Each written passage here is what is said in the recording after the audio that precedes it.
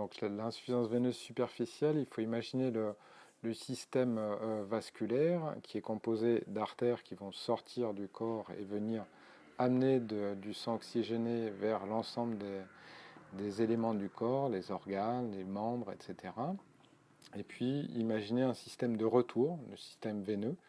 Et dans ce système veineux, on va voir des structures qui vont être plus ou moins superficielles dans le membre, avec donc un système veineux profond qui est dans l'enveloppe du muscle, dans la profondeur des membres, et notamment des membres inférieurs, et un système veineux qui est plus superficiel, sous la peau, et qui va être le système de drainage de la peau, des fanères, des ongles, des poils, de l'ensemble des structures superficielles, et qui va jouer aussi un rôle assez important dans la façon dont on va pouvoir évacuer de la chaleur ou en garder.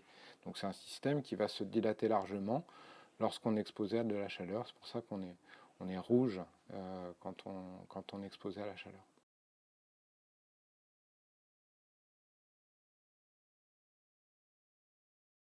Donc l'insuffisance veineuse, il faut imaginer donc dans ce système de retour un système de clapet qui empêche le retour du sang vers la périphérie. C'est-à-dire que nous sommes des animaux qui marchons, des animaux bipèdes, des animaux qui marchons debout, et donc tout le système circulatoire, il est contraint par la pesanteur, et donc spontanément, tout le sang va vouloir descendre vers les pieds.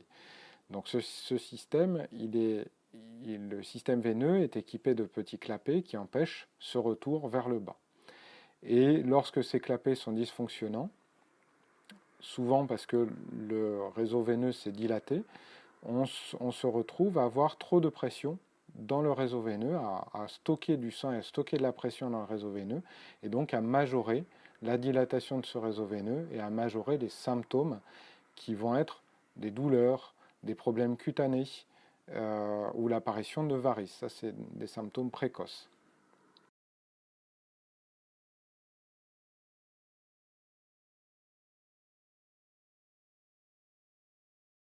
Les complications d'insuffisance veineuse, on peut les classer de trois façons. Des problèmes esthétiques, où là on va avoir la présence de lésions cutanées principalement. Donc les premières lésions cutanées à apparaître, ça va être les varicosités, des petites veines qui vont microscopiques ou des veines qui sont peu importantes en termes de volume, mais qui vont se développer à la surface de la peau. De façon plus importante, on va avoir l'apparition de varices, puis ces varices vont donner des complications cutanées qui vont être de plus en plus durables et de moins en moins traitables, c'est-à-dire de l'œdème, puis des marquages cutanés, c'est-à-dire qu'on peut avoir une sorte de tatouage sur les membres qu'on appelle la dermite ocre. Et donc ce tatouage, là, pour le coup, est quelque chose qui va devenir définitif. Au final, on peut aussi arriver sur des problématiques qui sont des problématiques qui sont là vitales pour le membre, avec des problèmes de cicatrisation, donc ce qu'on appelle les ulcères, où là on va avoir une lésion sur le membre qui va évoluer de façon défavorable et qui ne va jamais cicatriser. De façon plus accidentelle, on peut se traumatiser les varices, et donc arriver à des saignements importants. C'est quand même des éléments qui vont transporter du sang. Et on peut aussi avoir une thrombose dans ces éléments, dans ces varices ou dans ces veines incontinentes qui circulent peu. On peut avoir une stagnation du sang et donc une thrombose, l'apparition de phlébites dans ces territoires.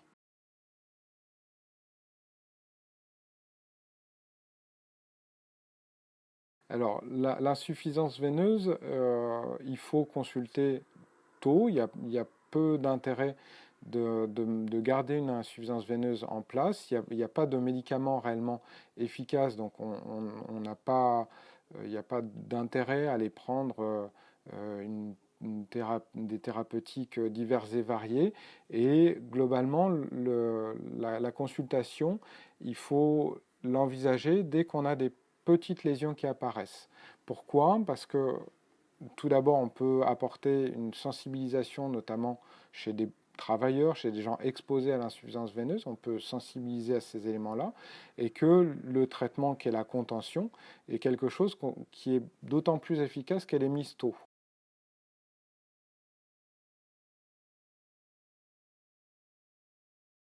L'insuffisance veineuse superficielle, déjà, elle se constate sur la peau.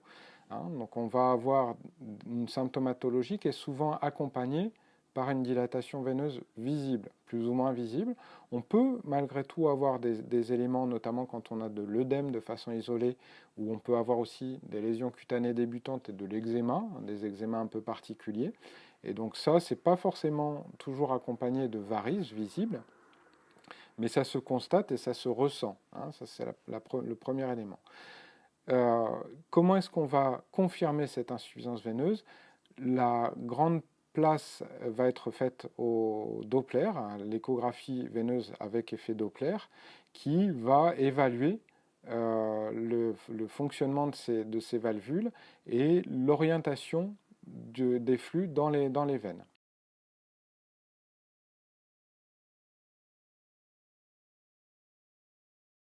Les traitements sur l'insuffisance veineuse, le traitement de base, le traitement de premier recours, c'est la contention. Hein, c'est la mise en place de chaussettes, de bas, de bandes, peu importe, mais d'éléments qui vont venir en fait appuyer sur les veines superficielles et notamment appuyer de façon importante près de la cheville, c'est là où les conséquences de l'insuffisance veineuse sont les plus importantes. Et donc cette contention, elle va être gradée, donc elle est normée. Hein, on va avoir une contention qui va être plus ou moins importante en fonction des signes d'insuffisance veineuse et des répercussions d'insuffisance veineuse, mais c'est le premier traitement. Le traitement médicamenteux, il a peu d'intérêt et on est dans quelque chose qui n'a pas montré de preuves scientifiques. Donc on n'est actuellement pas, on ne recommande pas un traitement médicamenteux particulier. On va avoir des usages de vie aussi qui vont être différents. La perte de poids, l'utilisation, la transition vers des sports moins traumatisants ou des éléments de cet ordre-là. Le traitement technique, le traitement interventionnel, il a énormément changé sur les 10 dernières années. Auparavant, on retirait le matériel veineux. C'est-à-dire que dès qu'on avait du matériel veineux exposé et abîmé, on retirait les veines superficielles. Maintenant, c'est des choses qu'on fait de moins en moins. On va de plus en plus venir occlure, refermer les éléments de reflux sur ce réseau veineux. L'ablation des veines, elle va se faire dans une dimension très esthétique, sur des veines très superficielles, sur les varices elles-mêmes, mais en général, le reste des veines, les veines plus profondes, même si elles restent superficielles et sous la peau, on ne les enlève plus, on ne fait plus de crossectomie stripping comme c'était le cas auparavant, mais on va venir faire de l'occlusion de ces veines, de l'occlusion endoveineuse, qui est beaucoup moins agressif pour le patient.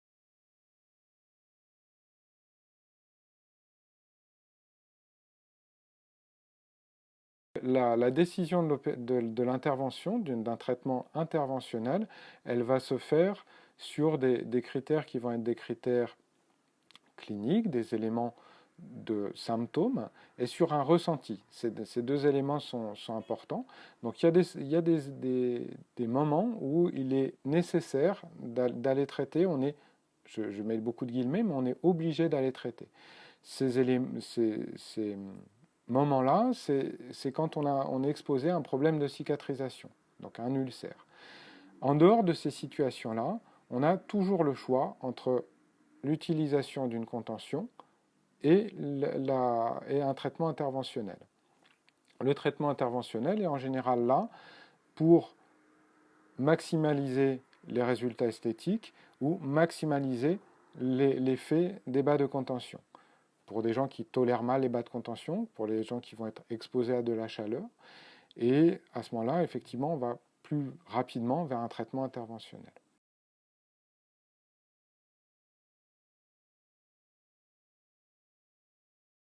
C'est une pathologie qui est assez fréquente, parce que c'est une pathologie qui provient en fait d'un gap évolutif, c'est-à-dire qu'on s'est redressé dans l'évolution assez rapidement par rapport à ce qu'on pouvait faire. Il n'y a pas beaucoup d'animaux qui vivent sur leurs deux pattes arrière.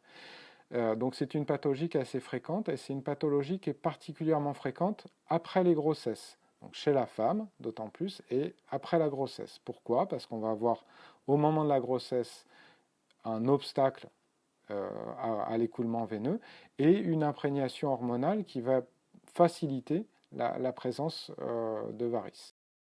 C'est aussi quelque chose qui est particulièrement fréquent chez des gens qui vont avoir des traumatismes répétés. Quand on parle de traumatisme veineux, ce n'est pas nécessairement un choc sur les veines, mais quand on parle de traumatisme, c'est des gens qui vont être debout, qui vont marcher, qui vont être exposés à du piétinement.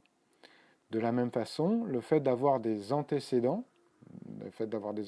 dans la famille proche, rend plus à risque de développer des pathologies variqueuses.